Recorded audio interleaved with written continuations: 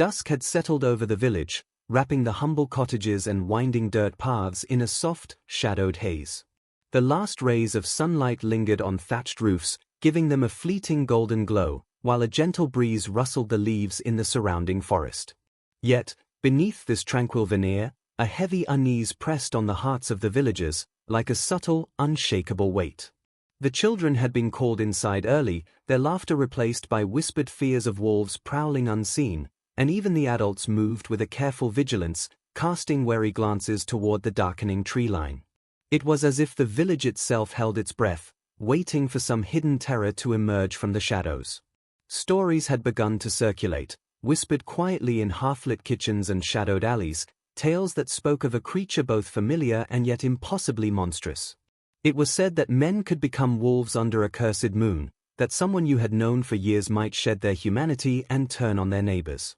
Each night, a chill wind seemed to carry faint howls from deep in the forest, howls that stirred primal fear in the hearts of all who heard them. The villagers spoke of these sounds in hushed tones, half believing and half dismissing, unsure whether to see them as the cries of actual beasts or manifestations of their own growing anxiety.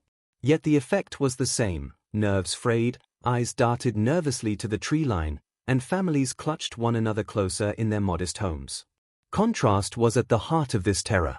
By day, the village seemed almost ordinary. Children ran laughing through open fields, merchants bartered goods at the market, and farmers tended their livestock with steady hands. But as twilight descended, a transformation occurred, not of the villagers, but of their perception. The ordinary became ominous, familiar shapes twisted into threats in the dim light, and every snap of a twig underfoot could signal impending doom.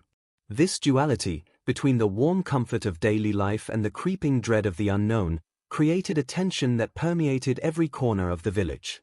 Even the most rational minds found themselves pausing in fear, caught in the balance between reason and superstition. The elders, wise from decades of life, tried to offer reassurance. They spoke of wolves and bad omens with cautious pragmatism, telling younger villagers that fear alone could make shadows grow and that courage lay in staying calm. But their words often fell short, swallowed by the oppressive atmosphere of suspicion that seemed to thicken with each passing evening. The uncertainty was infectious, spreading from household to household, until the entire village felt a collective unease. Even simple tasks, fetching water from the well, guiding animals to pasture, walking the narrow paths home after sunset, became fraught with imagined danger, each step measured and wary. Within this growing tension, the first seeds of rumor began to take root. A missing goat, a livestock bite torn in an unusual way, a fleeting shadow glimpsed at the edge of the woods, all were whispered to be signs of something unnatural. At first, these signs were dismissed as coincidence, the products of overactive imagination. But over time, repeated incidents gave them weight, and the villagers started to speak openly of a curse or a shapeshifter in their midst.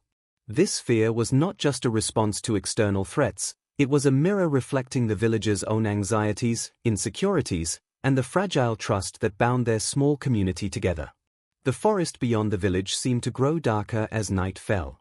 Every rustle of leaves, every distant howl, became a potential harbinger of horror. Wolves, certainly, prowled the outskirts, but the stories claimed more than mere beasts. These tales spoke of transformation, of men who shed their flesh to become predators, hunting indiscriminately under the cover of night. Such narratives, born from a mixture of superstition, observation, and the imagination's natural urge to fill gaps in knowledge with stories, carried immense power. They shaped not only behavior but also belief, turning ordinary villagers into participants in a world where reality and nightmare were dangerously intertwined. As the first stars appeared, glimmering faintly in the indigo sky, an eerie stillness settled over the village. Windows shuttered, doors bolted, and fireplaces glowed with flickering warmth, casting dancing shadows on walls. In the silence, the imagination filled every gap, a shadow moving just beyond the corner of the eye, the sudden rustle of a stray animal, the whisper of wind in the trees, all became evidence of the unknown. Villagers, once secure in their routines, now walked with caution, hearts quickened by the invisible presence of something threatening. The contrast between the mundane and the monstrous became more than metaphor, it was an emotional reality, a lens through which all evening life was experienced. It was in these moments, suspended between ordinary life and extraordinary fear, that the true terror began to take shape. Fear, once abstract, became tangible, binding the villagers together in a shared sense of vulnerability. Families gathered close to the fire, recounting old legends of beasts that walked among humans, stories intended to entertain or teach now serving as subtle warnings. Even the smallest incidents, a disappearing chicken, a distant howl, a shadow seen through a frosted windowpane, acquired the weight of omen.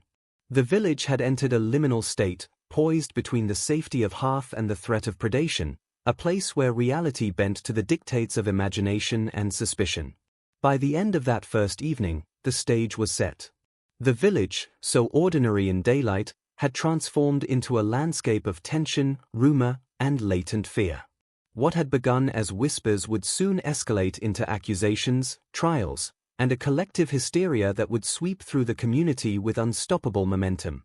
The air itself seemed charged, alive with anticipation, and the unseen eyes of both human and animal observers created a pervasive sense of being watched, tested, and judged. Within this delicate web of fear, the first threads of legend were woven, threads that would endure long after the immediate threat had passed. The stage was set not by extraordinary events, but by ordinary life laced with uncertainty and dread. Every sight, sound, and shadow became imbued with meaning, every action weighed against the specter of transformation.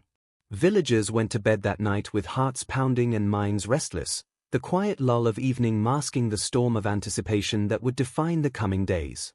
The gentle night seemed to whisper a warning, that the ordinary world could change in an instant, that fear could twist reality, and that the unseen could be as powerful as the known.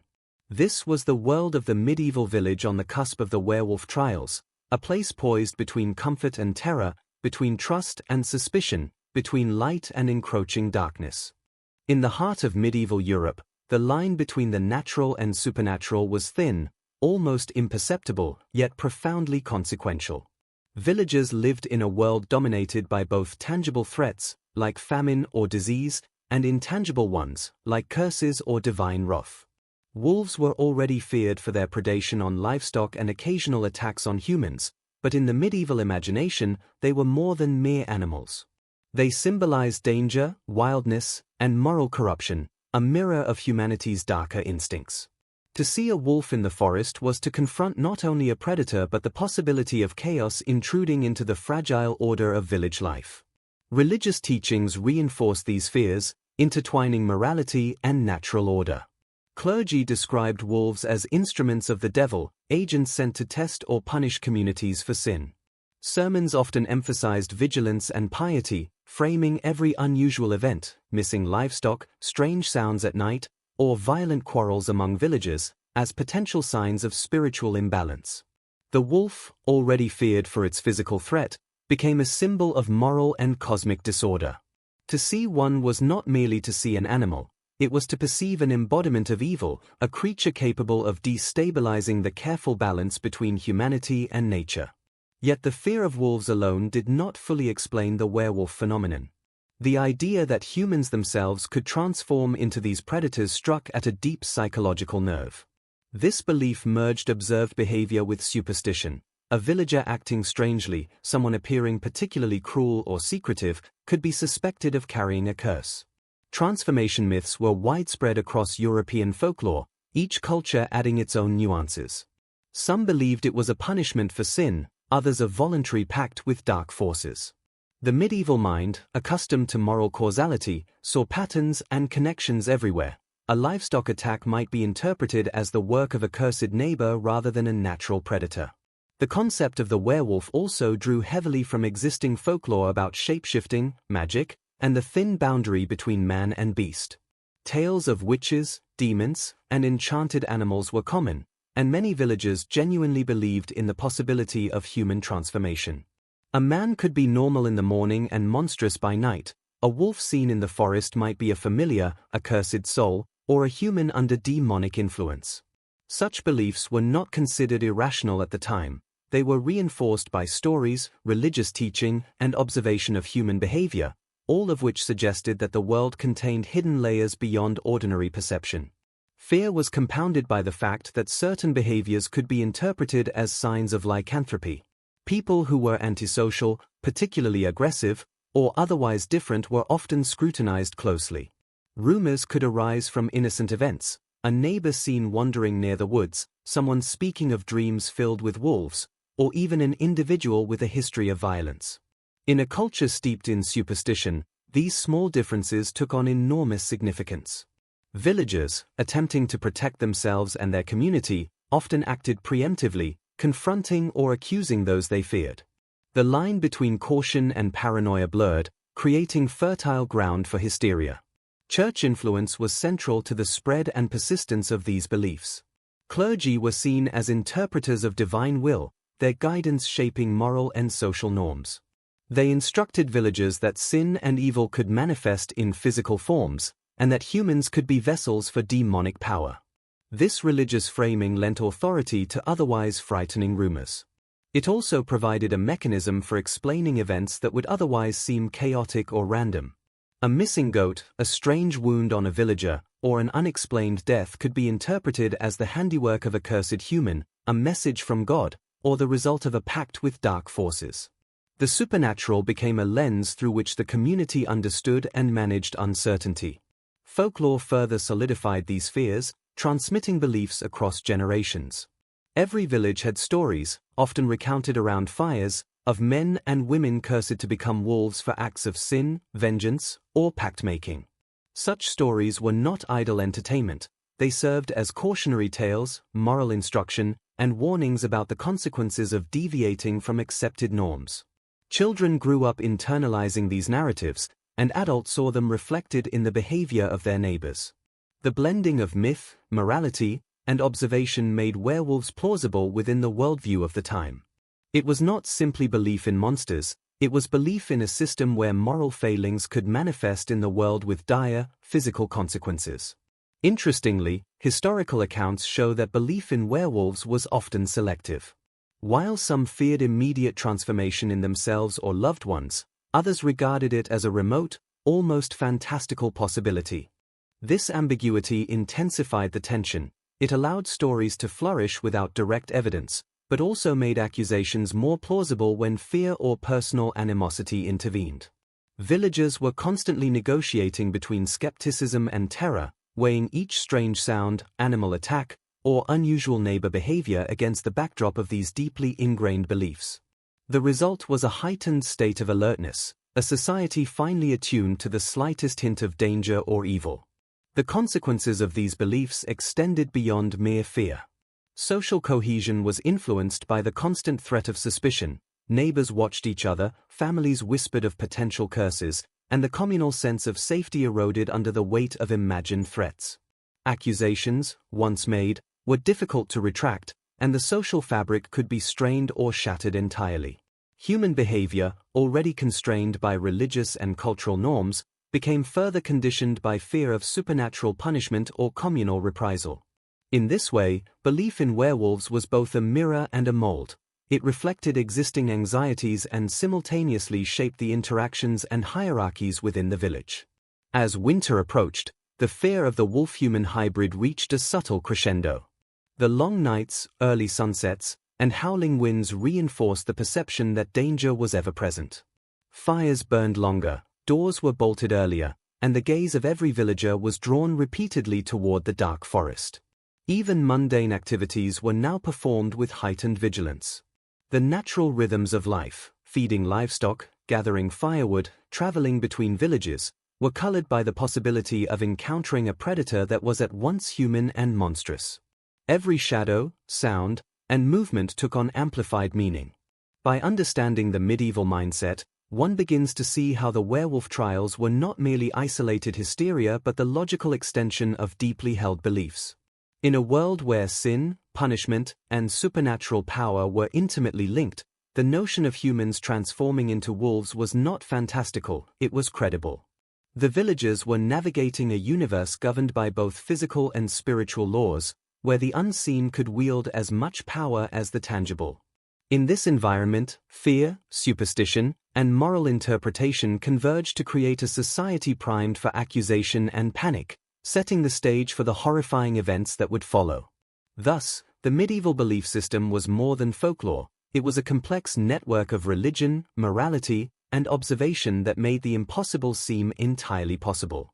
Villagers did not simply imagine werewolves, they lived in a world where the natural and supernatural were interwoven, where danger could spring from both the forest and the hearts of neighbors, and where vigilance was a daily necessity. Understanding this mindset is crucial to grasping why otherwise ordinary communities would be driven to terror, suspicion, and ultimately, the tragic events we now recall as the Werewolf Trials.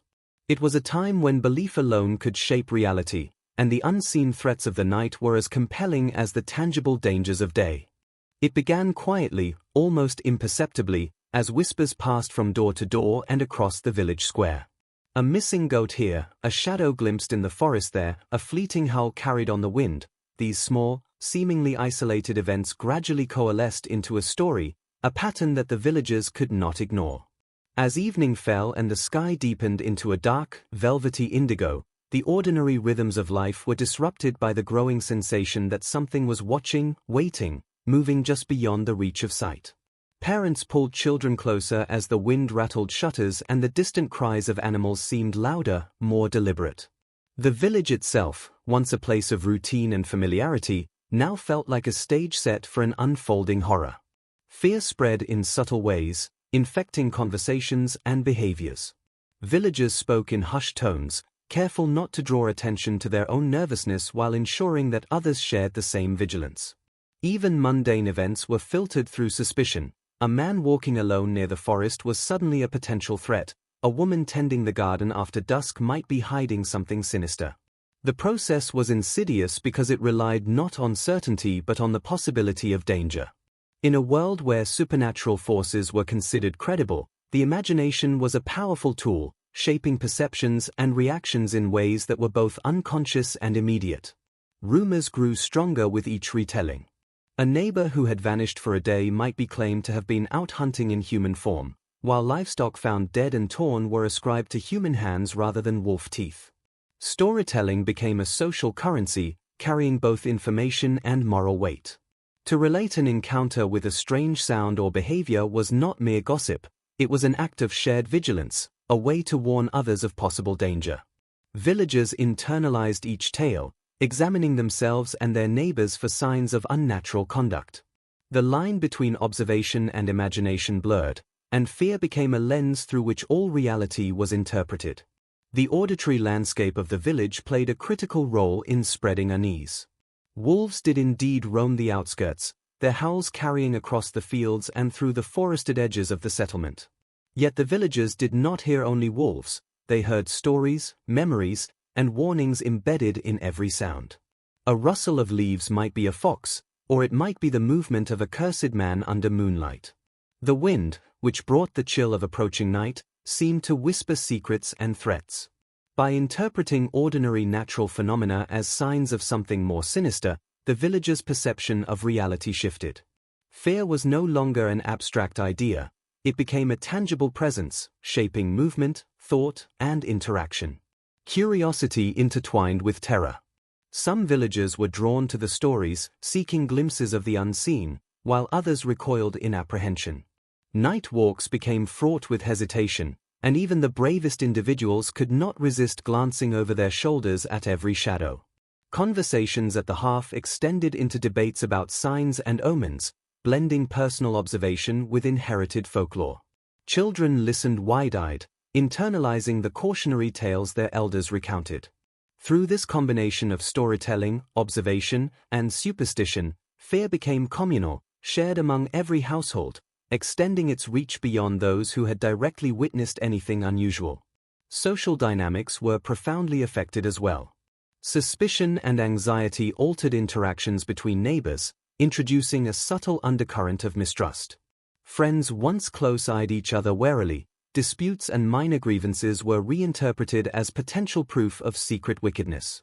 The communal fabric of the village, once a source of comfort and cooperation, was strained by the invisible pressure of imagined threats. Accusations did not yet exist, but the seeds were sown in these early murmurs. People learned to guard their words and deeds, aware that even the smallest lapse could be perceived as evidence of malevolence. The forest loomed larger in the minds of the villagers than it did in reality. Its trees, their branches intertwining like skeletal fingers, seemed to shift and twist as the fading light fell. Every rustle, every shadow, became a potential sign of movement beyond the human eye. The villagers had long understood that the woods could be dangerous, but under the influence of rumor and superstition, ordinary animals became signs of a deeper, more personal threat. It was not merely wolves that haunted the imagination, it was the possibility that the predator could be human, lurking just beyond the known boundaries of the village. Even ordinary events were reframed through the lens of fear. A traveler passing through, carrying strange tools or behaving oddly, could be whispered about as a potential shapeshifter. Someone who fell ill or acted unusually might be suspected of hiding a dark secret. The human mind, primed by stories and superstition, sought patterns, even where none existed, and in doing so, it generated evidence to support the growing narrative. Fear, reinforced by the natural environment, personal observation, and communal storytelling, became a self-sustaining force. Each villager's perception influenced the next, and slowly, the village as a whole was enveloped in a web of anxiety and anticipation. The emotional toll was subtle yet profound. Villagers experienced a constant, low-level tension that made each night feel longer and each shadow more ominous. Sleep was lighter, dreams more vivid, and thoughts more attuned to danger. Children were particularly affected, their imaginations magnified by tales told at the hearth. Adults, while outwardly maintaining composure, could not escape the creeping suspicion that the ordinary world might suddenly turn threatening. This emotional landscape set the stage for the events to come, accusations, trials, and the social upheaval that would define the werewolf hysteria. In retrospect, it becomes clear that the initial spread of fear was as critical as any formal accusation. The rumors, the whispered observations, and the communal interpretation of signs created an environment where belief itself was sufficient to validate the existence of threat. By the time the first accusations were formally voiced, the villagers were already primed to accept them. Their perception of reality had shifted, filtered through a lens of suspense and apprehension that left little room for doubt. In this way, the whisper of a rumor became a force as powerful as any tangible event, capable of shaping behavior, interactions, and ultimately, the course of history. Thus, the first murmurs of werewolf activity were more than idle gossip. They were the spark in a tinderbox of fear, superstition, and human psychology. What started as subtle observation became a shared narrative, binding the village together in a state of communal vigilance. Ordinary life was transformed into a theater of suspicion and anticipation, where every glance, every sound, and every shadow could carry profound significance. The forest, the animals, and the very night itself became complicit in the unfolding drama, shaping not only events but also the minds of those who would live through the coming trials. The moment of accusation arrived like a sudden chill, slipping silently into the daily life of the village yet leaving a shiver that would linger for weeks. It often began innocuously, a neighbor noticing a strange behavior, an unusual comment, or a missing item, and gradually escalated into suspicion of something far darker.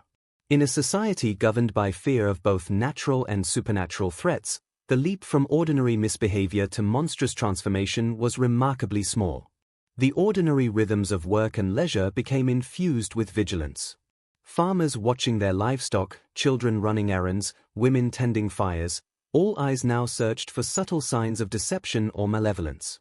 When the first accusation was formally voiced, it carried the weight of inevitability. The accused could be anyone, the quiet man who always lingered near the forest, the woman whose temper flared at the slightest provocation, or the itinerant stranger passing through the village. Each accusation was not just a statement but a lens through which the community interpreted reality. The accuser's observations, real or imagined, became evidence, shaping perceptions and decisions in ways that were rarely questioned. Once spoken, the name of the suspected werewolf cast a shadow over that individual's life, and the simple act of accusation could irreversibly alter relationships, trust, and social standing. The social psychology behind these accusations was as compelling as it was tragic. Fear is contagious, and in a close-knit community, suspicion could spread like wildfire. If one family believed that a neighbor might be cursed, others quickly followed suit, each person reassessing every gesture, word, and habit. Human nature compounded the effect. Envy, old grudges, and personal grievances could masquerade as concern for communal safety. Thus, accusations were rarely isolated. They drew in entire networks of relationships, heightening tension and magnifying the perceived threat. In this way, ordinary human conflicts were transformed into matters of life, death, and morality, feeding the hysteria that gripped the village. Arrest, when it came, was a ritual in itself. The accused was often taken quietly at first, escorted by a handful of villagers or local authorities to a small, dimly lit space that served as a temporary holding area. Even this act, mundane in its logistics, carried profound emotional weight. The accused might maintain a calm demeanor, yet beneath the surface, fear and uncertainty churned. Family members and neighbors watched with a mixture of curiosity and apprehension. The air was thick with the unspoken question: had someone you trusted for years been hiding a monstrous secret? Each step, each gesture, was scrutinized for confirmation or denial, and the emotional tension in the room became almost palpable. The villagers themselves played a crucial role in the process. In small communities, reputation and observation carried authority equal to any formal system of law. If a respected elder voiced suspicion, it was often enough to legitimize fear. The cumulative weight of community perception became a force of its own, guiding the steps of those who would carry out interrogations, record testimonies, or deliver judgments. Ordinary acts of observation, conversation, or casual speculation transformed into acts of moral responsibility. In this way, the line between personal opinion and communal truth became blurred, leaving the accused with little hope of defense in the eyes of neighbors and friends. Stories from historical records show how quickly accusations could spiral. A minor dispute over property, a heated argument, or an unexplained disappearance might suddenly be reframed as evidence of a werewolf's presence. Villagers, already attuned to the signs of supernatural threat, interpreted these events through the lens of prior belief. It was not merely fear, it was a culturally reinforced pattern of reasoning, one that allowed the impossible to feel inevitable.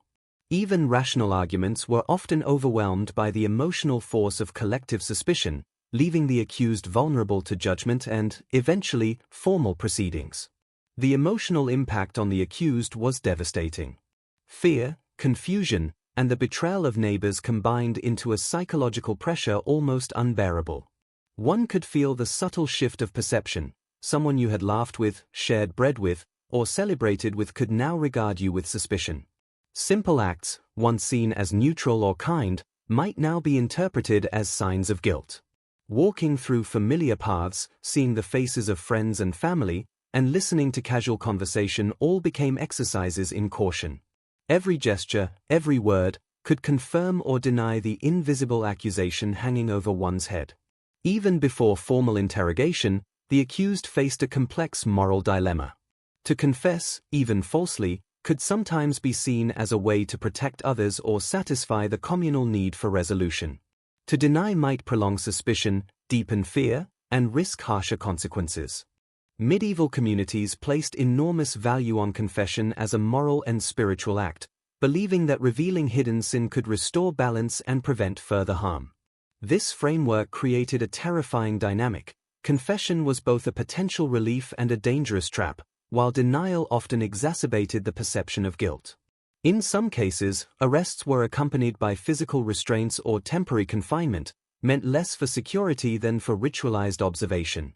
The community sought signs, subtle changes in demeanor, hesitation in speech, unusual physical reactions, all interpreted as proof of supernatural transformation. The accused was under constant scrutiny, observed not just for ordinary behavior but for any indication of the uncanny. Every twitch, glance, or lapse in composure could be interpreted as confirmation of monstrous nature, reinforcing the belief system that had already gripped the village. As more accusations surfaced, patterns emerged, creating a self-reinforcing cycle. A rumor prompted suspicion, suspicion prompted observation, observation prompted accusation, accusation prompted further rumors. This cycle created a collective anxiety that was difficult to break, particularly in isolated communities where external perspectives were limited. The human mind, already primed for fear, found endless opportunities to interpret ordinary events as extraordinary threats. Even the most skeptical villagers eventually internalized the pattern, participating unwittingly in the process that transformed everyday life into a theater of suspicion and dread. The broader social consequences were significant. Relationships that had taken years to build could unravel overnight. Families were torn apart by mistrust, neighbors grew distant, and communal activities, celebrations, markets, festivals, were shadowed by apprehension. A single accusation could ripple outward, affecting dozens of lives in subtle and sometimes permanent ways. The village's social fabric, once tightly woven by cooperation and mutual reliance, became frayed by fear and speculation. It was not just the accused who suffered, the entire community felt the weight of suspicion and anxiety, a collective emotional burden that would shape interactions long after the initial event. In sum, the moment a neighbor was accused of being a werewolf marked a profound shift in village life. Ordinary routines, social interactions, and personal trust were transformed under the pressure of suspicion. The line between natural and supernatural blurred. Fear and imagination became guiding forces in daily existence. Every glance, conversation, and movement was filtered through the lens of potential danger. In these moments, the medieval village ceased to be simply a place of work and family life. It became a stage for moral and supernatural judgment, a world in which one could be both watched and condemned by the very people one had called friends. The process, though terrifying, was also a reflection of human nature and societal structure. Communities, bound by mutual reliance and shared belief systems, often internalized fear as a form of collective vigilance. Accusation became both a defense mechanism and a social ritual, ensuring that perceived threats, whether real or imagined, were addressed with immediacy and authority. Yet in doing so, ordinary humans were transformed into arbiters of life, morality, and survival, wielding immense power over their neighbors. The accused, caught in this system, faced not only the possibility of physical punishment but the more insidious weight of communal judgment, a psychological torment as profound as any physical trial. Once the accused were in custody, the atmosphere of dread intensified. Interrogation was not a casual conversation, it was a formal, ritualized process steeped in fear, authority, and expectation. The villagers and local officials, sometimes accompanied by clergy, treated the space as one where truth must be extracted, regardless of human cost. Even before physical measures were taken, the mental weight of suspicion pressed down on the accused. Every glance from the interrogator, every whispered question, every deliberate pause was designed to unsettle, to provoke a reaction that could be interpreted as guilt. The accused quickly realized that reality itself had become a theater, in which their own reactions were scrutinized for signs of monstrosity. The methods of interrogation varied but shared a common purpose: to extract confession and, in doing so, to affirm the community's moral and spiritual framework. Villagers, often inexperienced in the subtleties of law, relied on observable behavior and perceived signs of unnaturalness. Every twitch, hesitation, or flinch could be recorded as evidence of lycanthropy. Clergy would sometimes participate, framing questions in terms of sin and spiritual corruption, urging the accused to confess their transgressions. The theological overlay reinforced the belief that guilt was not merely a social construct but a divine reality, and that confession could restore cosmic and communal balance. Torture, though grim in thought, was seen as a legitimate tool within the judicial system of the time. The goal was not cruelty for its own sake but the extraction of truth as defined by the prevailing moral and spiritual order. Methods ranged from stretching the body on rudimentary devices to prolonged deprivation or simulated threats. Each measure was carefully calibrated to elicit confession while maintaining a veneer of procedural authority. For the accused, these moments were psychologically devastating. Pain, fear, and the uncertainty of what the next hour might bring created a mental pressure that was almost impossible to endure. Even those with the strongest fortitude often found themselves breaking under the relentless intensity.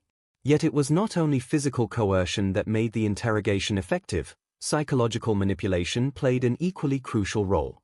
Accused individuals were confronted with the weight of expectation and communal anxiety. They were reminded of the harm their alleged actions could cause, the sins they had supposedly committed, and the moral obligation to rectify these wrongs through confession. Isolation, subtle threats, and the sheer intensity of observation magnified the emotional strain. Interrogators understood that fear could become evidence. Trembling hands, stammering speech, and defensive gestures were interpreted as proof of guilt.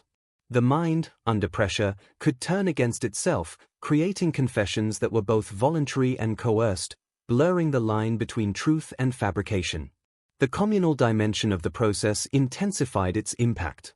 Witnesses were often brought forward to recount strange behavior, unusual sightings, or prior conflicts with the accused.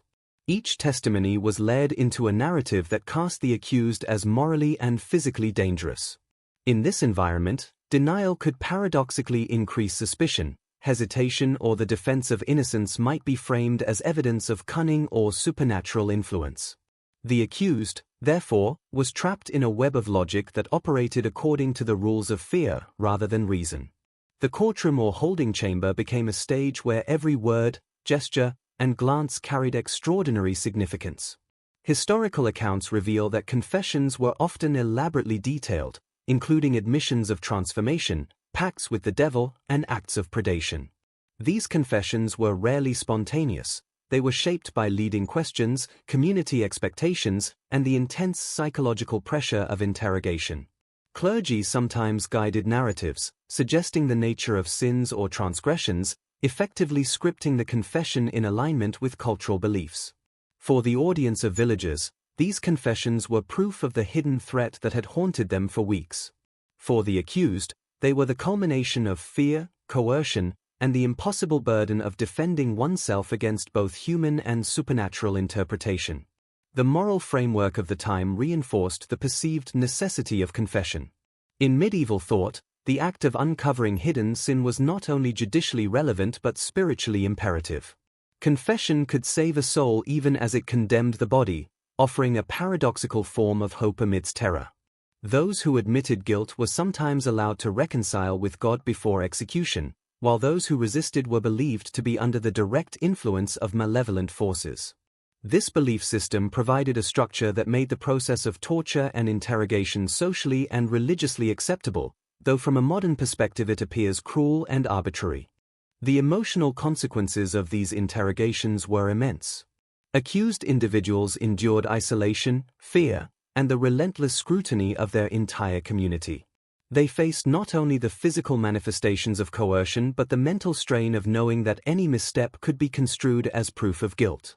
Relationships outside the chamber suffered as well. Family members, friends, and neighbors often feared association with the accused, compounding the psychological pressure. The combination of physical, emotional, and social stress created a crucible in which confessions were extracted, often regardless of factual truth. The interrogators themselves were often caught in a complex moral and social web. They believed sincerely in the necessity of uncovering hidden evil and restoring balance to the village. Yet their actions, while sanctioned by both law and custom, required them to wield authority over neighbors and friends, sometimes against their better judgment. They balanced the demands of justice, fear, and communal expectation, often improvising methods to elicit confession while maintaining the semblance of fairness. In this way, the process became a human drama of competing imperatives, each participant acting under pressure, constrained by the beliefs and norms of their time. It is crucial to recognize that the concept of evidence in these trials was fundamentally different from modern legal systems. Physical signs, behavioral quirks, and the emotional reactions of the accused were treated as legitimate proof of supernatural activity. The absence of external witnesses or tangible material evidence did not diminish the perceived validity of accusations. In fact, it often heightened the sense of mystery and danger. Villagers interpreted every anomaly as significant, and each interpretation reinforced the narrative of lurking evil. The interrogation process, therefore, was less about objective truth and more about confirming a communal worldview where fear, morality, and supernatural belief were intertwined. The results of these interrogations were often tragic, yet they fulfilled the psychological and social function intended by the community. Confessions provided closure, justified fear, and reaffirmed the moral order. For the accused, however, this resolution came at the cost of freedom, dignity, and often life itself. Historical records abound with examples of individuals who, under immense pressure, admitted to impossible acts, running with wolves, engaging in pacts with demons, and committing heinous crimes in human and animal form. While these admissions might have been constructed under duress, they served a crucial role in maintaining social cohesion and validating communal beliefs. In the end, the process of interrogation and torture during the werewolf trials was both a reflection of human fear and a tool for managing it. The methods, while brutal, were embedded in a cultural framework that equated confession with truth and sin with punishment. The accused were subjected to a complex interplay of physical pressure, psychological manipulation, and social expectation, a combination that made resistance extraordinarily difficult. Through these processes, ordinary villagers became participants in a ritual of moral and supernatural adjudication, and the consequences, both immediate and enduring, shaped the community in profound ways.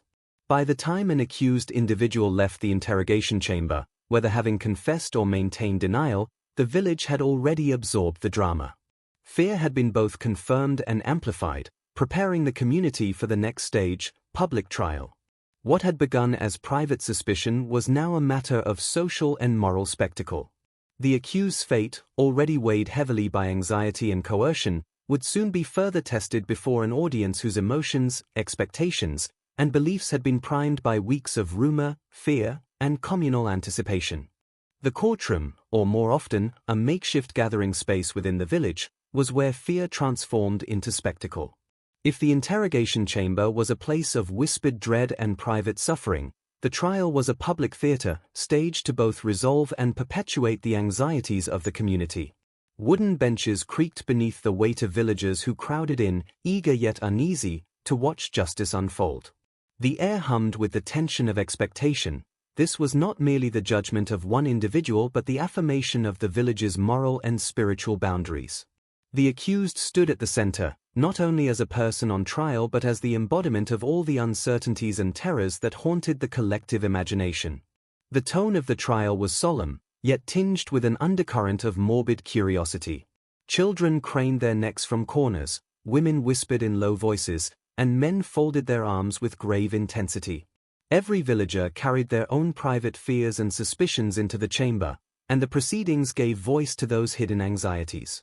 The trial itself became an act of ritual, accusations were recited formally, testimonies were delivered with conviction, and the accused was questioned before the watchful eyes of neighbors who now played the role of both jury and audience. The public nature of the event magnified its emotional weight. Each moment of silence, each accusation spoken aloud, reverberated through the gathering, embedding itself in the communal memory. Testimonies played a critical role in shaping perception. Villagers came forward with stories of unexplained livestock deaths, strange nocturnal noises, or encounters in the forest that suddenly took on new significance. A child might recall seeing the accused's silhouette against the moonlit trees, while another neighbor might insist they heard growls outside their window when the accused was known to be abroad. These testimonies, though circumstantial, were powerful because they confirmed what the community already feared, that the supernatural lurked just beyond the edge of the familiar. Each account added weight to the invisible scales of justice, tipping them gradually against the accused. The accused, meanwhile, found themselves in an impossible position. To speak too boldly could be seen as arrogance or defiance, to remain silent was interpreted as guilt. Even genuine displays of fear or confusion could be twisted into evidence of possession or transformation. The trial's logic was not built on rational defense but on the fulfillment of collective expectation. The accused was already framed as a vessel of danger, and their every gesture was reinterpreted through that lens. A nervous glance became shifty, a hesitant word became deceptive. In this way, the trial was less about discovering truth than about affirming a narrative already written in the minds of those assembled.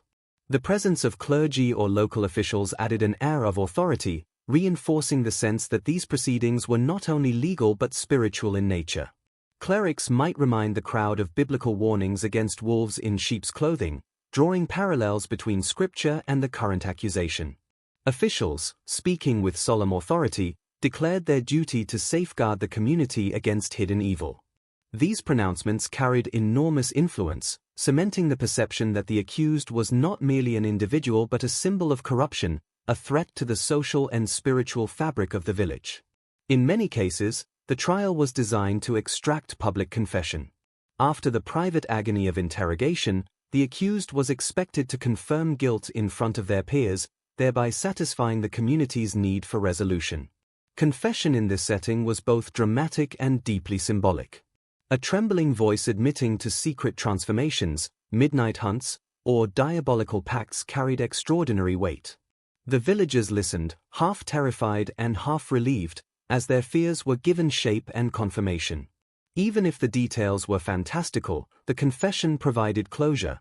It explained misfortune, it validated suspicion, and it restored a sense of order in a world shadowed by uncertainty.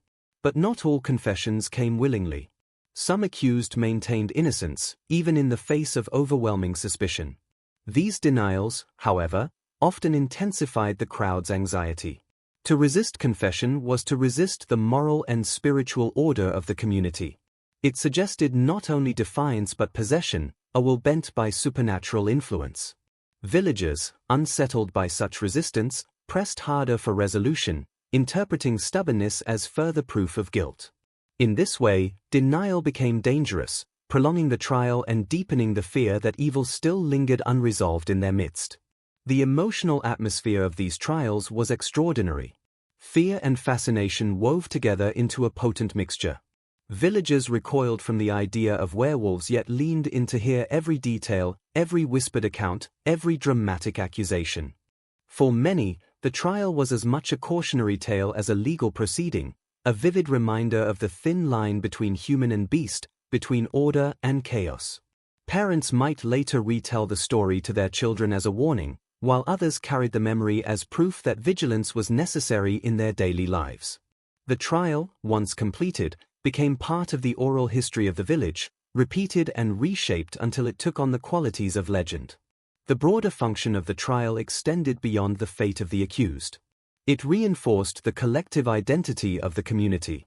By gathering together, by participating in the ritual of accusation, testimony, and judgment, villagers reaffirmed their shared values and boundaries. They demonstrated their commitment to protecting one another against hidden threats, whether natural or supernatural. The spectacle of the trial thus served as both punishment and prevention, a symbolic act that maintained the cohesion of the group. The accused, tragic as their fate might be, became the scapegoat through which the community reaffirmed its strength. Historical records illustrate the dramatic nature of such proceedings. In some regions, trials were conducted in open squares, drawing crowds from nearby villages. In others, they were smaller, more intimate gatherings within the walls of a church or hall. But regardless of size, the structure remained strikingly consistent: accusation, testimony, interrogation, confession or denial, and judgment. Each stage was designed not only to reach a verdict but to provide a shared emotional experience. The villagers were not passive observers, they were active participants in a ritual that addressed their deepest fears. For the accused, the trial was often the most excruciating stage. Unlike the isolation of interrogation, here they stood exposed before the eyes of friends, family, and neighbors. Every familiar face in the crowd reminded them of trust now shattered, of relationships irreparably altered. Shame mingled with fear, creating a burden that few could endure with composure. Some broke down in tears, others lashed out in anger, but all were caught in the same impossible position: to defend oneself was futile, and to confess was to seal one's doom. The psychological torment of this public exposure was as severe as any physical pain inflicted in the chamber. When the verdict finally came, it was rarely a surprise. The weight of testimony, confession, and communal expectation pressed heavily on the scales of judgment. Declaring guilt satisfied the need for closure, while acquittal risked leaving fear unresolved. Even in cases where evidence was thin, the communal narrative demanded resolution, and so the accused was often condemned. The trial concluded not with relief but with a solemn recognition that justice had been served, at least as the community understood it. The villagers left with a renewed sense of vigilance, their fears confirmed and their unity reinforced. In the quiet after the trial, however, a lingering unease often remained. The spectacle might have ended, but the shadow of fear did not vanish entirely. New rumors would surface, new suspicions would take root, and the cycle of vigilance and accusation would begin anew. The trial was both an ending and a beginning, a moment that resolved immediate tension but ensured the continuation of the broader narrative of fear.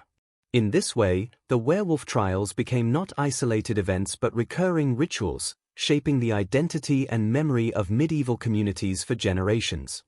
The conclusion of a trial almost always led to punishment, and in the medieval world, punishment was not simply about retribution, it was a performance of justice. The accused, once condemned, no longer stood as an ordinary neighbor or fellow villager but as a living symbol of corruption that had to be purged. This transformation from person to emblem was profound.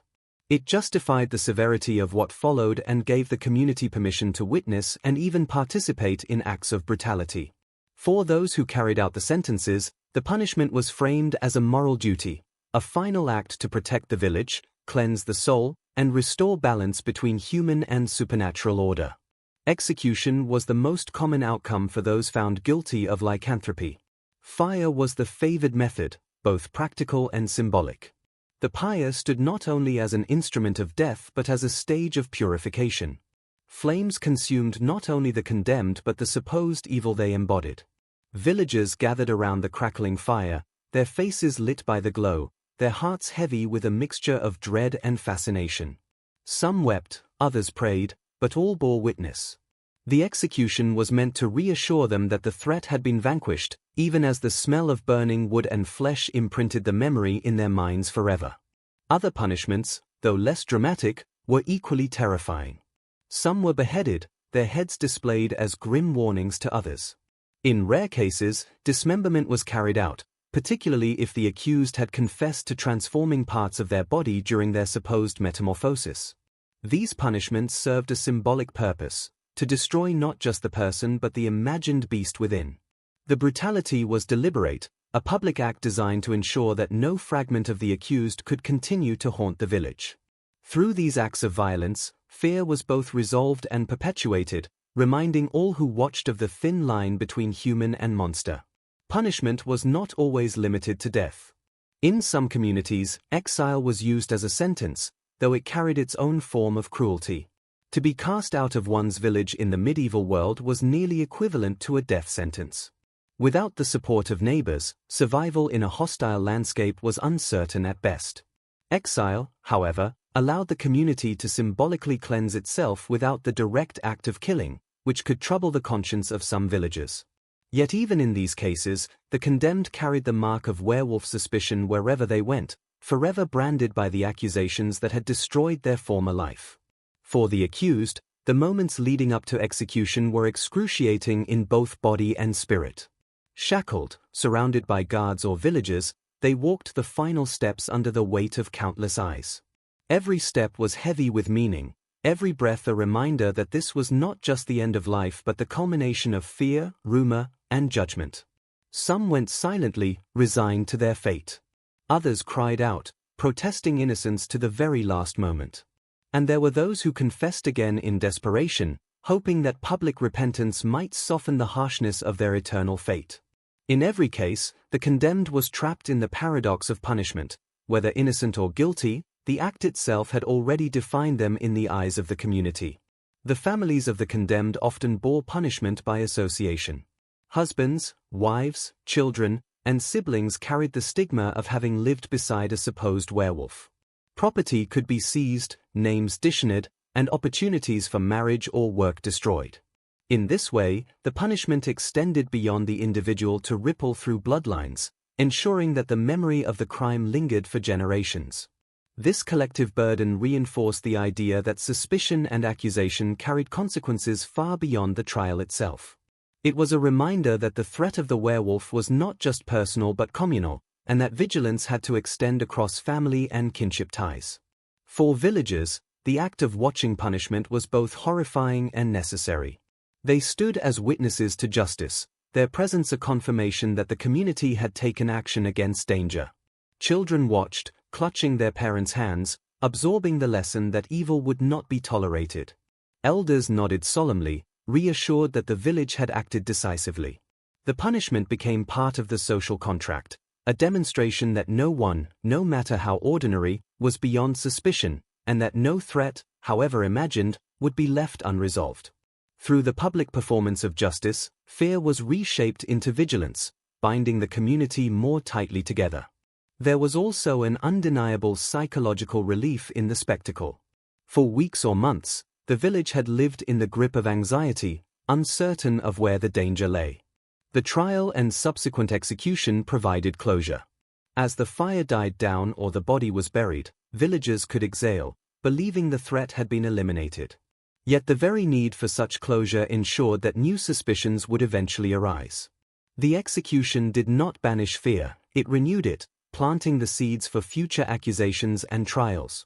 In this way, the cycle of suspicion and punishment sustained itself, fueled by the memory of each condemned figure who had been destroyed in the name of safety. Religious ritual often accompanied the punishments. Prayers were spoken, blessings invoked, and clergy offered sermons on the dangers of sin and the importance of vigilance.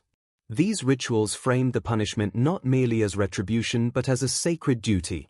The execution was not only for the protection of the village but for the salvation of souls, both the soul of the condemned and the souls of those who watched. This blending of religion and punishment gave the acts an aura of divine authority, making them not only permissible but righteous. In this way, spiritual belief reinforced social practice, embedding the cycle of accusation, trial, and execution deeply within the cultural fabric of the medieval world. The legacy of these punishments lingered long after the fires cooled and the ashes were swept away. Stories were told and retold, embellished with each retelling until they became part of local legend. Children grew up hearing the tale of the neighbor who turned into a beast, of the screams that rose into the night sky as flames consumed the guilty.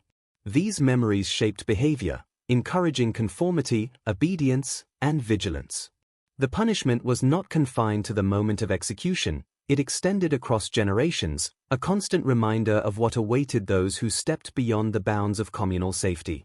Even today, the accounts of these executions capture our imagination because they reveal so much about the human condition. They demonstrate the power of fear to transform justice into ritual, of belief to shape reality, and of community to redefine the individual. The condemned were not always monsters, nor were they always innocent, but they were invariably caught in a system that turned suspicion into spectacle and fear into fire. In their destruction, the village found temporary peace, even as it planted the seeds of future terror.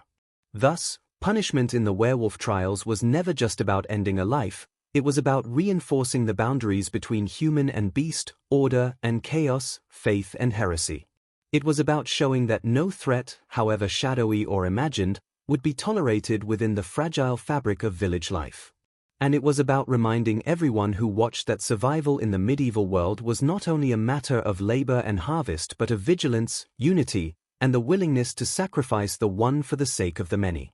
The first official trials of alleged werewolves in medieval Europe emerged not as isolated incidents but as a reflection of a society consumed by fear, superstition, and the desperate need to assign blame when misfortune struck. Villagers, already conditioned by generations of religious teachings, folklore, and whispered warnings about shapeshifters, found themselves confronted with accusations that seemed to bridge the gap between myth and law.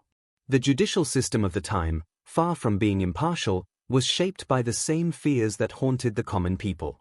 Judges, priests, and local lords often carried with them the same unease about the existence of creatures that walked the line between man and beast. Thus, the courtroom became another stage where medieval anxieties played out, not with reason but with spectacle and ritual. The earliest trials often began with a crime that could not easily be explained, a sudden death in the woods, livestock torn apart in the night, or the disappearance of a child. These incidents, tragic though they were, became fertile ground for accusations. In communities where everyone knew each other and trust was fragile, suspicion often fell on those who were already outsiders. It might be a reclusive woodsman, a healer with strange knowledge of herbs, or an impoverished villager who looked different or acted against the grain of communal life. Once a rumor was planted, it spread with startling speed, and soon the whisper of werewolf echoed through alleys and around hearths. In many cases, the accused stood little chance of defending themselves. The trials were not about uncovering truth but about reaffirming the beliefs already held by the community. Witnesses would come forward with stories of strange behavior, eerie howls in the night, or accounts of the accused seen wandering suspiciously near the scene of the crime. Dreams and visions, too, were often accepted as evidence. A neighbor might claim to have seen the accused in their dreams transforming into a wolf, and such testimony was weighed as heavily as physical proof. The medieval mindset did not separate the natural from the supernatural as modern courts would. The unseen world of spirits, demons, and curses was considered as real as the tangible. Torture, sanctioned as a legitimate method of extracting truth, sealed the fate of many accused werewolves. Once bound in the darkness of a dungeon, subjected to unbearable pain, confessions were almost inevitable. Men and women cried out under the strain of the rack, the crushing of bones, or the searing of flesh, confessing to pacts with the devil, nights of prowling through forests in wolf form, or even cannibalistic feasts on children. These confessions, though coerced, were written down as evidence and presented to the court as though they were voluntary admissions. To the fearful villagers, such words confirmed what they already believed, that the menace of the werewolf was not a tale, but a reality stalking their lives. Public executions were not merely punishments but spectacles of reassurance. They served as both entertainment and spiritual theater. In village squares, before the watchful eyes of hundreds, accused werewolves were burned, beheaded, or broken on the wheel. Each execution was accompanied by prayers, chants, and the stern presence of priests, who framed the act as a holy cleansing of evil from the community. For the watching villagers, the execution was not only a grim reminder of what awaited those who consorted with darkness but also a communal exhalation of relief, the belief that their village had been purified, at least for a time. Yet, beneath the surface of these rituals, there lingered unease. Even after the flames died down or the body was buried, there remained the haunting suspicion that perhaps the execution had not fully ended the threat. Wolves still prowled the forests. Children still went missing. Livestock still fell prey to unseen predators. The very persistence of misfortune meant that trials and executions never truly ceased. They became recurring events woven into the rhythm of medieval life. Each new tragedy sparked new suspicions, and the cycle of accusation and punishment continued. The psychological impact of these trials on medieval communities cannot be overstated. They reinforced divisions within villages, pitting neighbor against neighbor and turning suspicion into a weapon. They also deepened the grip of the church and local authorities, who positioned themselves as the only defenders against the forces of darkness. With each trial, the boundaries between justice, faith, and fear blurred further. For the peasants who watched, the sight of a neighbor condemned as a beast was both horrifying and strangely affirming, proof that their world, frightening though it was, followed rules dictated by God and the devil. These early werewolf trials laid the foundation for what would become a centuries-long obsession with ferreting out shapeshifters. They revealed how fragile medieval societies were in the face of uncertainty and how desperately people sought explanations for the chaos of their lives. The first trials did not resolve the fears of the people. Instead, they amplified them, etching into the collective consciousness the notion that the line between humanity and monstrosity could be crossed at any time, by anyone. The execution ground became a place where folklore and law converged, where myth was given the authority of verdict, and where terror was ritually transformed into fleeting reassurance. In this way, the first trials of alleged werewolves were less about punishing real crimes and more about reinforcing a worldview where the supernatural was inseparable from daily existence. They marked the beginning of a long and bloody chapter in European history, one where the imagination of the people became entangled with the machinery of law, and where the figure of the werewolf stood as a terrifying symbol of everything that lay just beyond the light of the village fire. The medieval church was not merely a religious institution. It was the beating heart of European society, dictating not only how people prayed but also how they lived, thought, and explained the mysteries of the world. When it came to werewolf beliefs, the church's role was both subtle and overwhelming. On one hand, it sought to interpret shapeshifter tales within a framework of sin, morality, and divine justice. On the other, it used these stories as tools of control, reinforcing its authority over fearful villagers who longed for guidance in a world filled with dangers both real and imagined. Without the church, werewolves might have remained whispers in folktales. With the Church, they became instruments of doctrine, trials, and terror. In the early centuries of Christianity, the Church inherited a world steeped in pagan traditions. The forests of Europe still echoed with stories of gods who took animal forms, spirits who roamed the night, and warriors who donned wolfskins to embody strength and ferocity. For the clergy, these beliefs were not harmless tales, they were remnants of paganism that had to be stamped out.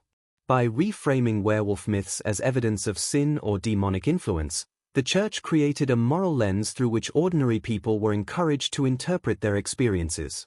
The wolf, once revered in some traditions, became a symbol of Satan's cunning, the embodiment of wildness, rebellion, and the untamed soul.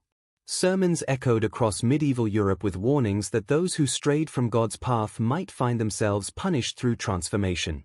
A man who gave in to anger, greed, or lust might be cursed to wear the skin of a beast, his outward form reflecting his inward corruption. In this way, the werewolf became more than a frightening figure in the woods, it was a moral allegory, a living warning against sin. Villagers listening to these sermons absorbed the message that the monstrous was not separate from the human but a reflection of what happened when one turned away from God. The Church also drew upon Scripture to bolster these teachings. Wolves were frequently mentioned in the Bible, often as threats to the flock, with Christ depicted as the Good Shepherd who protects his people. This imagery was powerful and deeply symbolic.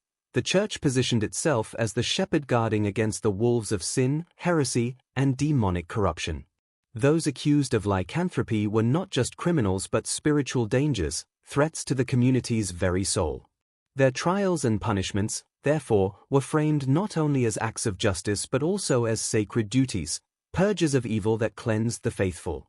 Confession, a central sacrament of medieval Christianity, became another stage upon which the Church shaped the werewolf narrative.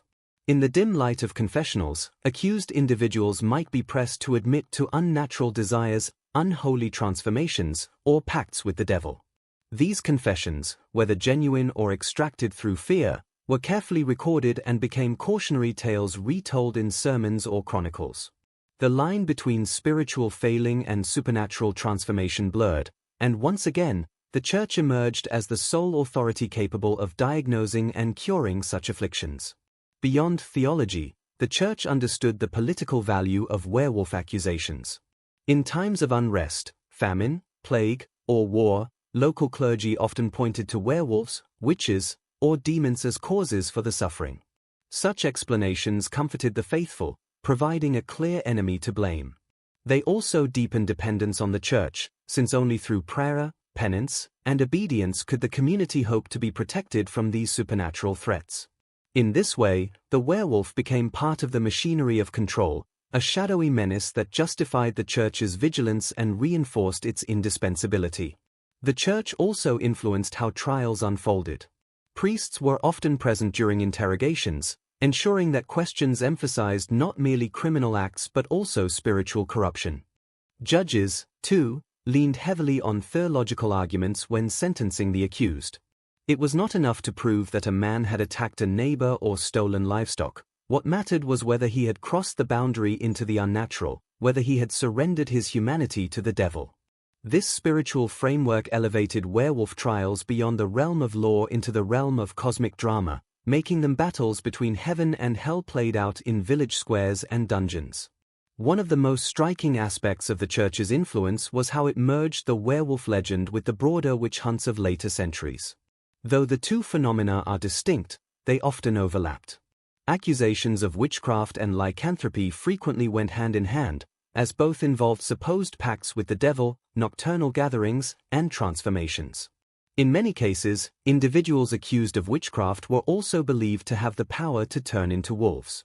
The theological machinery developed for prosecuting witches was easily adapted to werewolves, and the Church encouraged both narratives as part of its larger campaign against heresy and superstition.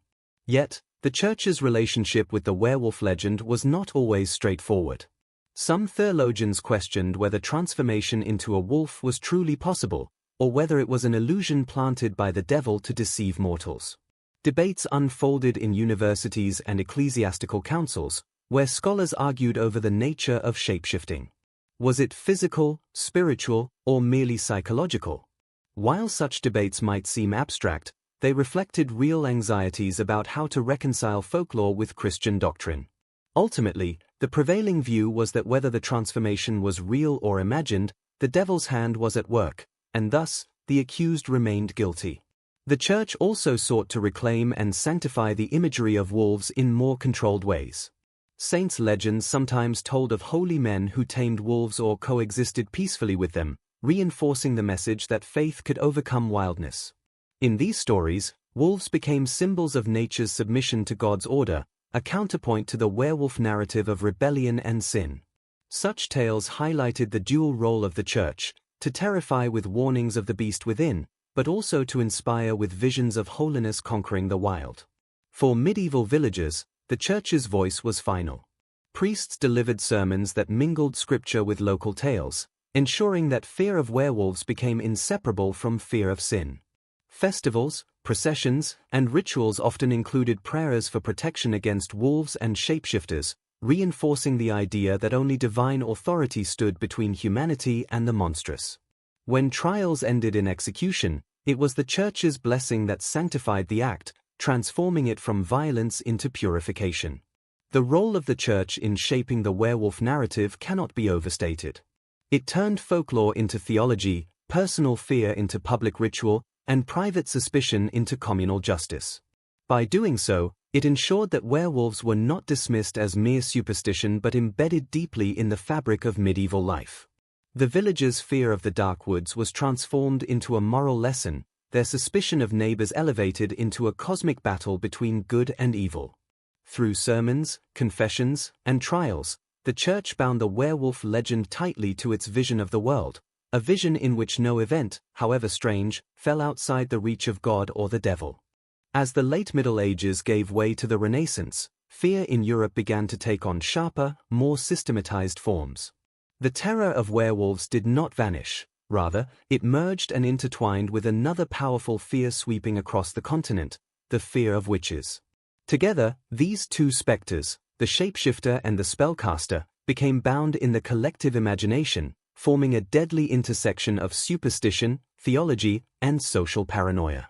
It was no longer sufficient to accuse a neighbor of witchcraft alone or of lycanthropy alone. Increasingly, both charges overlapped, creating a broader, darker framework of evil said to stalk the villages and countrysides of Europe. The merging of these fears was not accidental. Both witchcraft and werewolf lore hinged on the same underlying terror, the idea of a pact with the devil. Witches, it was claimed, consorted with demons, gaining unholy powers in exchange for their souls. Werewolves, too, were believed to gain their transformations from infernal sources, through cursed salves, enchanted belts, or direct bargains with Satan himself. The overlap was natural, and soon, ecclesiastical courts began to treat accusations of lycanthropy as an extension of witchcraft, part of the same vast conspiracy of darkness seeking to undermine Christian society. This convergence can be traced in the records of trials. In some cases, accused witches confessed under torture not only to flying through the night or casting harmful spells but also to donning wolfskins and hunting with other shapeshifters. Similarly, those accused of being werewolves often admitted, again under duress, to attending witches' sabbaths, where dark feasts and infernal ceremonies blurred the line between folklore and nightmare. The two narratives fed into one another, reinforcing the image of a Europe besieged by creatures who rejected God and embraced the wilderness, the devil, and the night. The Malleus Maleficarum, the infamous witch-hunting manual published in 1487, played a crucial role in shaping this connection. Though it primarily focused on witches, its arguments about the devil's ability to bestow powers upon humans applied equally well to werewolf cases. The authors, Heinrich Kramer and Jacob Sprenger, painted a world where the devil's influence was pervasive, manifesting in countless ways, and where no sin was too strange to be possible. Their writings fueled the imagination of inquisitors and judges, who began to view werewolves not simply as cursed individuals but as active participants in satanic conspiracies. For ordinary villagers, this deadly intersection heightened the atmosphere of fear. It meant that danger could come in many forms. A neighbor who seemed skilled with herbs might be a witch, another who hunted too often in the woods might be a werewolf, and some might even be both. To the fearful mind, the categories were fluid, and suspicion easily spilled from one accusation into another. If wolves attacked livestock, it could be blamed on a werewolf. If crops failed, it could be blamed on witchcraft. And if both happened at once, the conclusion was clear: witches and werewolves were working together in service of the devil. The punishments for such dual accusations were severe, and often spectacularly cruel. Individuals accused of both witchcraft and lycanthropy faced not only death but also elaborate rituals of execution designed to erase their supposed evil. Some were burned alive, their bodies reduced to ash so that no trace of the devil's mark remained. Others were beheaded or torn apart, their remains scattered as a warning. These gruesome spectacles reinforced the idea that the threat was both physical and spiritual, requiring not only punishment but eradication. One infamous case that illustrates this overlap occurred in 16th-century France, where entire villages were swept up in panics that combined witchcraft and werewolf fears. The case of Gilles Garnier, sometimes called the Werewolf of Dole, is particularly telling. Accused of luring children into the woods and devouring them, Garnier was also believed to have been taught his powers by a demonic figure, aligning his crimes not only with shapeshifting but also with witchcraft. His trial, filled with confessions extracted under torture, blurred every boundary. Garnier was not simply a criminal, but a witch, a werewolf, and a servant of Satan all at once. His execution, like so many others, was staged not just as punishment but as a spiritual triumph over the forces of darkness. Such stories traveled across Europe, magnified by preachers and pamphlets. In Germany, Switzerland, and the Low Countries, reports of werewolves at witches' sabbaths circulated widely, convincing the faithful that they lived in a world under siege. The overlap of witch and werewolf imagery created a versatile narrative of fear, one that could explain disease, famine, failed harvests, or sudden deaths. It also provided justification for broader campaigns of persecution, as local leaders and church authorities sought to cleanse their communities of invisible enemies. Theologically, the intersection of witchcraft and lycanthropy was rooted in the same moral lesson: humanity was vulnerable to corruption. The devil offered power, and in moments of weakness, individuals could give in. Whether that power manifested as the ability to curse cattle, fly through the air, or take the shape of a wolf, the moral conclusion was identical: sin opened the door to monstrosity. Priests emphasized this in their sermons, using examples of accused witches and werewolves as stark reminders that even the most ordinary villagers could fall prey to temptation. The message was chilling in its clarity: if you stray from God, you too might become a beast. Yet, even within this climate of fear, there were subtle differences in how witches and werewolves were perceived. Witches were often accused of undermining society through cunning and malice, while werewolves were associated with raw violence and uncontrollable hunger. Witches were thought to be secretive, gathering in hidden sabbaths, while werewolves prowled openly, leaving behind mutilated bodies as evidence of their existence. This dual imagery created a complete picture of evil, one that was both hidden and visible, subtle and savage, feminine and masculine.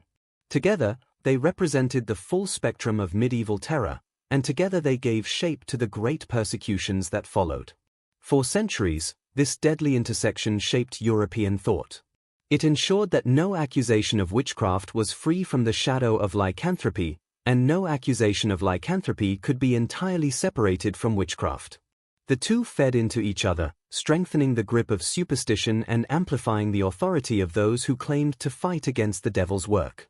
As a result, thousands of men and women, often innocent, always vulnerable, were condemned in courts that saw no difference between folklore and fact. This merging of werewolf and witchcraft narratives highlights not only the fears of the medieval and early modern world but also the way those fears were used. They provided an explanation for the chaos of life, but more importantly, they reinforced existing hierarchies of power. By framing the struggle as a cosmic war between the devil's servants and God's faithful, rulers, inquisitors, and priests positioned themselves as indispensable defenders of the community. In this sense, the howls of wolves in the night and the whispers of witches in the village were more than superstition; they were political tools, theological lessons, and instruments of control. Thus, the deadly intersection of werewolves and witchcraft was not just about fear of the unknown. It was about how societies explained suffering, enforced conformity, and managed the ever-present anxiety of existence in a dangerous world. And in that intersection, countless lives were lost, countless stories twisted, and countless imaginations haunted by the belief that evil could wear any face: neighbor, friend, witch, or wolf. As the fear of werewolves spread like wildfire across medieval and early modern Europe, certain cases burned themselves into the historical record with such intensity that they became legends in their own right. These were not anonymous villagers quietly accused and condemned. These were names and stories that echoed across regions, retold by chroniclers, clergy, and frightened peasants huddled around hearths. The infamous trials of alleged werewolves became spectacles that drew crowds, inspired sermons, and left behind chilling testimonies of a world convinced that human beings could shed their skin and prowl as beasts of the night. These cases reveal not only the horror of the accusations but also the remarkable variety of beliefs about what it meant to be a werewolf. Perhaps the most notorious werewolf of all was Peter Stump, often called the Werewolf of Bedburg. In 1589, near Cologne in Germany, Stump was accused of unspeakable crimes. He was said to have murdered and eaten livestock, women, and children, tearing them apart as a ravenous wolf. Under torture, he confessed to making a pact with the devil, who had given him a magical belt that allowed him to transform at will. In his confession, he claimed that he had devoured the flesh of 14 children and 2 pregnant women. The brutality of the accusations ensured that his story became one of the most famous in Europe. Stump's execution was as gruesome as his alleged crimes. His body was broken on the wheel, his head cut off, and his remains burned. The spectacle, attended by hundreds, was not only punishment but also a warning, a living parable of the dangers of sin, the devil, and the beast within. France, too, was gripped by terrifying cases. In the 16th century, the region of Franche-Comté was plagued by a series of trials that painted a haunting picture of werewolf belief. Gilles Garnier, a reclusive hermit, was accused of murdering children and consuming their flesh. His isolation and strangeness made him an easy target for suspicion. Torture drew from him a confession that he had been given an ointment by a spectral figure, enabling him to transform into a wolf. He described stalking children in the forests, strangling them, and feasting on their bodies. Whether truth, fantasy, or invention, his confession shocked his contemporaries. Garnier was burned alive, his death framed as the destruction of a monstrous predator that had plagued the countryside. Another French case, perhaps even more disturbing, involved the Gandillan family in the Jura region. In 1598, several members of the family were accused of lycanthropy and witchcraft. A young boy claimed to have seen one of them in wolf form, attacking a child. This testimony spiraled into accusations against multiple family members. They were said to have attended witches' sabbaths, transformed into wolves, and committed cannibalistic murders. Under torture, confessions flowed freely, weaving together werewolf lore with demonic imagery. The entire family faced trial, and executions followed. The Gandillan case highlighted how werewolf accusations could expand beyond individuals, consuming entire households and turning suspicion into a net that ensnared the weak, the poor, and the marginalized. In Switzerland, too, werewolf trials left their mark. One case in Lausanne in the early 16th century described a man accused of prowling the forests in wolf form, attacking travelers. Like many others, he confessed under torture to having been given his power by the devil. His story reflected the broader European trend, the fusion of traditional folklore with the theological framework of demonic pacts. By the time of his execution, his fate had already been sealed not by evidence but by the atmosphere of fear that demanded a scapegoat. Scandinavia, with its long tradition of wolf warriors and shapeshifter myths, also contributed chilling episodes. In 17th-century Livonia, modern-day Latvia and Estonia, werewolf trials revealed a curious twist. One man, Thies of Kaltenbrunn, boldly claimed not only to be a werewolf but also to serve as a hound of God. Unlike others accused, Thies insisted that werewolves were not servants of the devil but warriors fighting against witches and evil spirits to protect the harvest. His testimony astonished the court, presenting a rare glimpse of an alternative narrative where the werewolf was not a monster but a protector. Yet, even this unusual defense could not save him from punishment, for the court viewed his claims as heretical, an inversion of the Christian order. England, in contrast, had relatively few werewolf cases, largely because wolves themselves had been exterminated from the island centuries earlier. Still, the idea of the werewolf reached English shores through continental tales, often retold in ballads, pamphlets, and sermons. The absence of living wolves did not extinguish the fear, it only transformed it. In England, werewolves often became symbols in literature, metaphors for savagery, rebellion, and unchecked violence, rather than figures prosecuted in courts. The diversity of these cases across Europe reveals the adaptability of the werewolf legend. In Germany, the werewolf was tied directly to satanic pacts and bloodthirsty violence. In France, it merged with witchcraft, emphasizing cannibalism and nocturnal feasts. In Switzerland and the Low Countries, it became part of broader witch hunts, while in Scandinavia, it retained echoes of older pagan traditions of wolf warriors. Each case, though unique, fed into a common reservoir of fear that transcended borders. The trials also highlight the grim machinery of justice in this period. Torture was central, and under unbearable pain, accused individuals confessed to impossible crimes, transforming with belts or ointments, hunting alongside demons, or devouring their neighbors. These confessions were written down, read aloud, and spread as proof of the devil's work in the world. The spectacle of execution completed the cycle, giving villagers a visible enemy to blame and destroy. In the flames or on the wheel, fear was given form, and its destruction offered fleeting comfort. It is important, too, to see these famous cases not only as singular horrors but as part of the broader social fabric. They reflected anxieties about famine, disease, and death, calamities for which no natural explanation seemed sufficient. They mirrored divisions between neighbors, where jealousy, envy, or difference could ignite deadly accusations. And above all, they reinforced the authority of church and state, which positioned themselves as the only bulwark against chaos. In the story of Peter Stump, Gilles Garnier, the Gandillan family, and countless others, we see the tragic alchemy of fear and power that defined the age. The memory of these cases lingered long after the ashes cooled and the forests fell silent. Pamphlets circulated their tales, sermons repeated their lessons, and travelers carried their stories from village to village. They became part of the folklore of Europe, reminders of the thin line between humanity and monstrosity.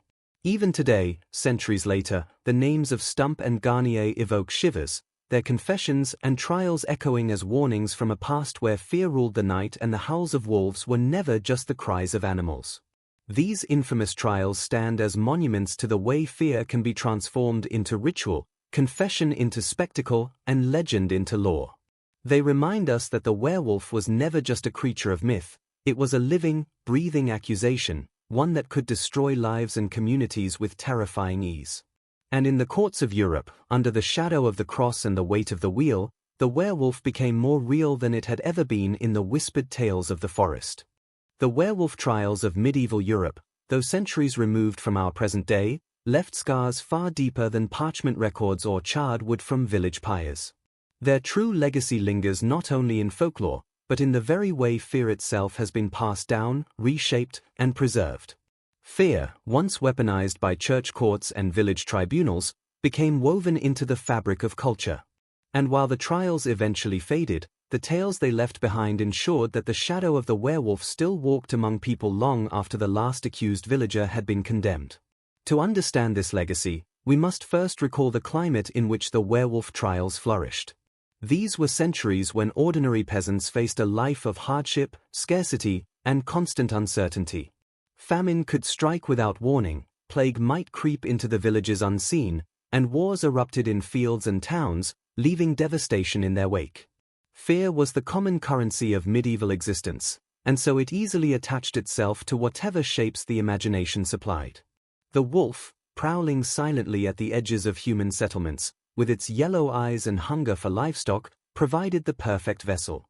When combined with human superstition and clerical warnings of Satan's influence, the wolf morphed into something far more terrifying, the werewolf. The end of the official trials did not mean the end of the fear. Instead, it shifted. Communities no longer dragged their neighbors to court for suspicion of transforming under the moonlight, but whispers of the wolfman lived on in oral storytelling traditions. In taverns, firesides, and rural gatherings, villagers repeated accounts of the old trials, sometimes with pity, sometimes with dread, but always with fascination. Mothers warned children not to stray too far into the woods at night. Farmers kept sharpened tools by their doors, not only for thieves but for whatever lurked beyond their fences. The werewolf had escaped the courtroom and taken up permanent residence in the imagination. What makes the legacy of werewolf trials so enduring is how it blended with folklore. In many regions of Europe, the story of the werewolf became a cautionary tale about morality. One theme that recurred was punishment for sin. A cruel man might find himself cursed to walk as a wolf, his violence turned against him in a supernatural form. Another recurring element was transformation through sorcery, where a pact with the devil or the use of enchanted ointments could strip a person of humanity. These motifs blurred the line between real court accusations and the broader mythical landscape, reinforcing the lesson that evil, whether spiritual or human, could reveal itself at any moment, in any form. Folklorists note that the transmission of werewolf tales after the trials reflects something essential about human storytelling. When a community suffers a trauma, such as the terror of executions or the suspicion that anyone could be next, the memory of that trauma often becomes too heavy to bear directly. So, over time, the memory reshapes itself into story. Instead of speaking plainly about unjust trials or neighbors who died for nothing, people spoke about men who hunted at night in the form of wolves, punished by God or cursed by fate. In this way, folklore carried the weight of historical events, disguising them in the cloak of legend. It gave communities a way to remember while also creating distance. The werewolf also found its place in literature and eventually popular culture. From early modern plays and ballads to Gothic novels centuries later, the figure of the wolfman returned again and again, each time adjusted to the audience's fears. By the 19th century, writers used the werewolf to explore deeper questions about human duality, the tension between civility and savagery, reason and instinct. And by the 20th century, the werewolf had become a staple of horror fiction, immortalized in novels, films, and television. Though the bloody trials of medieval Europe were long forgotten by most, their echoes lived on every time a story was told of a person changing shape under the full moon. The legacy was not only cultural but psychological. The werewolf trials revealed how fear could be harnessed, amplified, and directed. For the church and state, accusing individuals of lycanthropy was a way to maintain control, reinforcing religious authority and social order. For the villagers, participating in accusations or trials offered a grim sense of unity, a way to channel collective anxiety into a target. This dynamic left behind a cautionary lesson that societies can be swayed by terror into punishing the innocent, all under the guise of rooting out an invisible evil. Modern readers might dismiss these fears as primitive or irrational, but they hold unsettling relevance. The werewolf trials remind us that societies often define the monster as a projection of their deepest anxieties. In medieval Europe, it was the wolf and the night. In other times and places, it has been witches, outsiders, or heretics. Even in the present, new versions of monsters are constructed through rumors, conspiracy theories, or cultural scapegoats. Though the shapes have changed, the underlying process of creating fear and assigning blame remains remarkably consistent. Folklore scholars often argue that werewolves endure not because of wolves themselves, but because the creature reflects a timeless human question: what separates humanity from animal instinct? In the dark forests of Europe, where real wolves threatened survival, this question had practical resonance. But as time passed, the werewolf became symbolic of something broader: the fear of losing control, of succumbing to violent urges, of discovering that within oneself lurks something untamed. This deeper meaning ensured that the werewolf remained compelling long after wolves vanished from many European landscapes. The trials themselves, then, were not only episodes of cruelty but also catalysts for stories that still ripple across centuries. They stand as stark reminders of how history and myth feed one another. A fearful moment in time becomes preserved through tales, those tales shape culture, and culture in turn sustains the fear even when the original context has faded.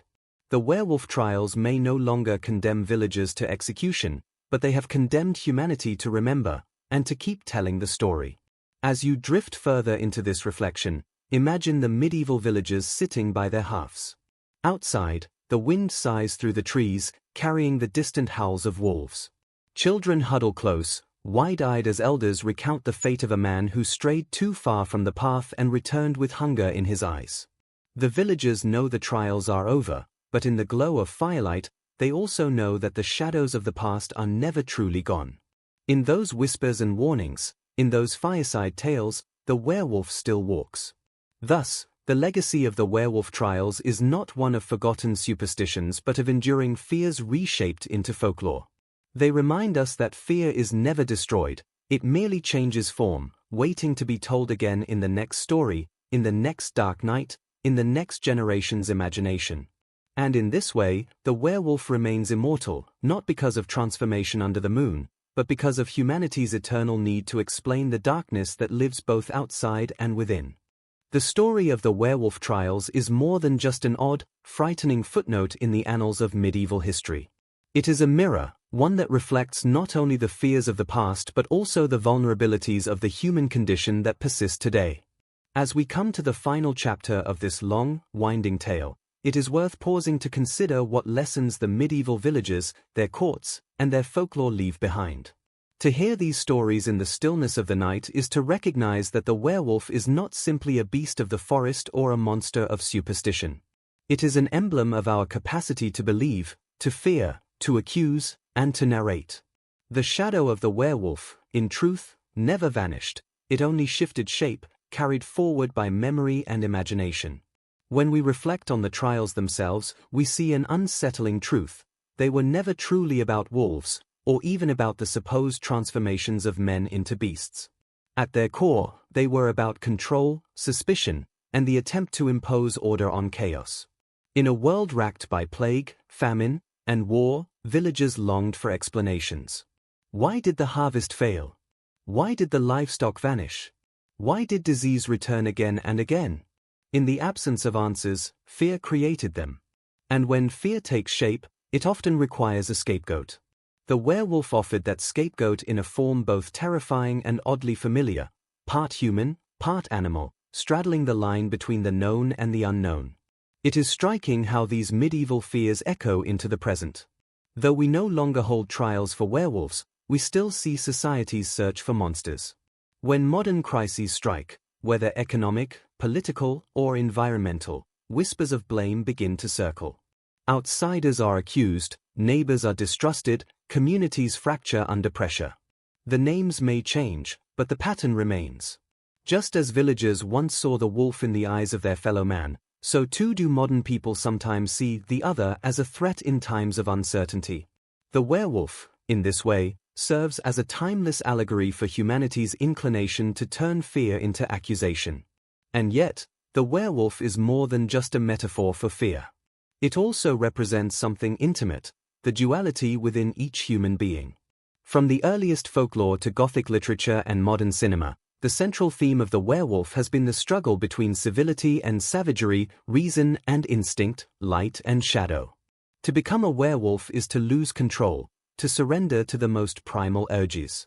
And in that image, people across centuries have found a reflection of themselves. What happens when anger overwhelms us, when desire overtakes reason, when we become something less than fully human? These questions made the werewolf both a horror and a fascination, ensuring its survival in story long after the trials faded. As we think back to the villagers of medieval Europe, it is easy to see them as naive, trapped in a web of superstition. But it is perhaps more useful, and more humbling, to recognize how their fears are not so different from our own. Their shadows took the form of wolves, ours may take different shapes, but they linger all the same. The legacy of the Werewolf Trials, then, is not simply a historical curiosity but a lesson that fear, if left unchecked, can consume not only individuals but entire communities. It can transform the innocent into villains, neighbors into monsters, and justice into tragedy. The stories told around medieval hearths carried this dual warning: beware of what lurks outside, and beware of what lurks within. The forests may no longer teem with wolves as they once did, but the inner wilderness of human emotion remains as vast and dangerous as ever. The enduring appeal of the werewolf in books, films, And popular culture lies in this recognition. We return to these stories again and again, not merely for the thrill of the supernatural, but because they remind us of something uncomfortably familiar. We fear the beast because, in some way, we know the beast is also us. And so, as you listen now, drifting deeper into the calm rhythm of storytelling, consider the journey we have taken. We began in dim medieval villages, where flickering candles illuminated anxious faces and distant howls unsettled even the bravest hearts. We walked through the grim courtrooms where accusations flew, where judges condemned, and where lives ended in fire and blood. We stood among the villagers at night, listening to whispers of curses and transformations, wondering if the darkness itself was alive. We saw how fear spread, how folklore carried it forward, and how culture reshaped it into tales of caution and wonder. And now, in the quiet of reflection, we see that the story of the werewolf is not finished. It continues wherever fear and imagination meet. Perhaps this is why the werewolf has outlasted so many other medieval fears. Where demons and devils belonged firmly to church sermons, and witches eventually gave way to skepticism, the werewolf retained its grip because it speaks to something universal. Wolves remain symbols of wilderness and mystery, but the idea of transformation, that a person can change into something unrecognizable, uncontrollable, touches a chord that is timeless. We all live with the possibility of transformation, both good and bad.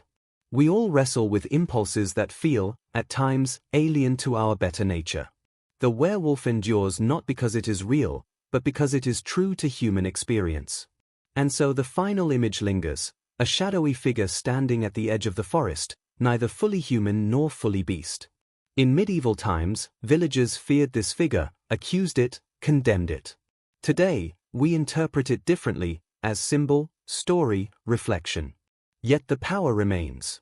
The howl that once echoed across medieval nights still echoes across time, not in the literal forests, but in our imaginations, in our stories, and in the questions we still ask about ourselves.